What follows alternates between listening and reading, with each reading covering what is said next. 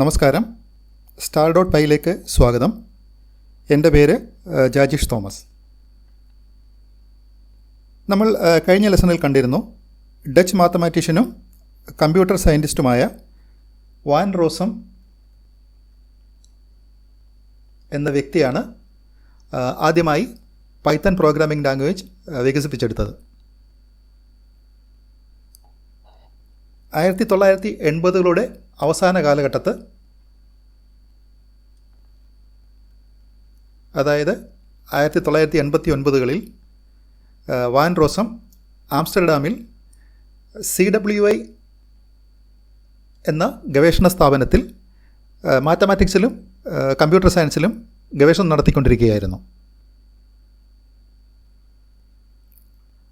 ഇത് വാൻ റോസത്തിൻ്റെ 2024 വർഷത്തെ ഫോട്ടോയാണ്.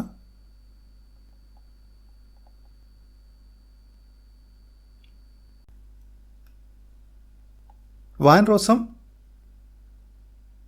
അമീബ എന്ന ഒരു ഓപ്പറേറ്റിംഗ് സിസ്റ്റം പ്രൊജക്റ്റിൽ അതിൻ്റെ കോഡിങ്ങിൽ പ്രവർത്തിച്ചിരുന്നു.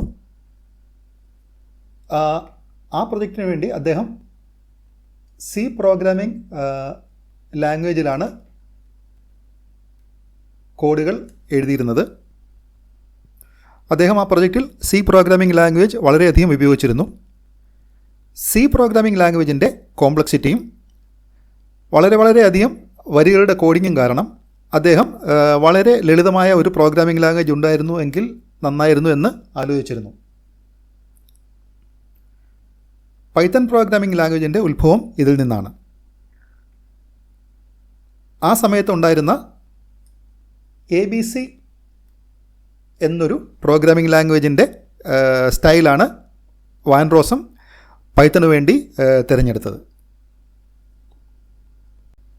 നമ്മൾ നേരത്തെ നോക്കിയിരുന്നു പൈത്തണിൻ്റെ ആദ്യകാല പ്രവർത്തനങ്ങൾ 1989കളിലാണ് തുടങ്ങിയത്. വാൻ റോസം പൈത്തൺ വേർഷൻ 0.9.0 ഇതിൻ്റെ സോഴ്സ് കോഡ് യൂസ്നെറ്റ് എന്നൊരു ഗ്രൂപ്പിൽ ഫെബ്രുവരി 1991 പ്രസിദ്ധീകരിച്ചു. അദ്ദേഹം പൈത്തൺ ലാംഗ്വേജിൻ്റെ ഇൻ്റർപ്രറ്റർ ഓപ്പൺ സോഴ്സായിട്ട് ഫെബ്രുവരി 1991 പ്രസിദ്ധീകരിച്ചു.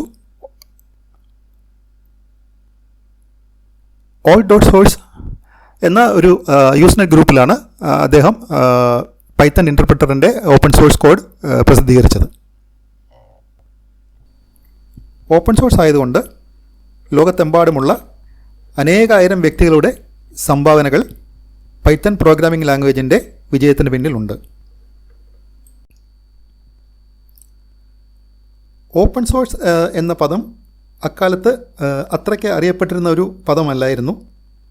ഓപ്പൺ സോഴ്സ് എന്ന കൺസെപ്റ്റ് 1996കളിൽ GNU എന്ന പ്രോജക്റ്റിനോട് ബന്ധപ്പെട്ട് റിച്ചാർഡ് സ്റ്റാൾമൻ എന്ന വ്യക്തി തുടങ്ങിയതോടുകൂടിയാണ് കൂടുതൽ അറിയപ്പെടാൻ തുടങ്ങിയത്.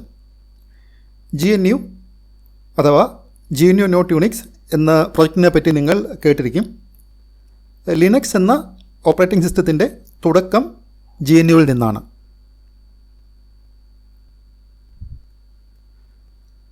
പൈത്തൺ 3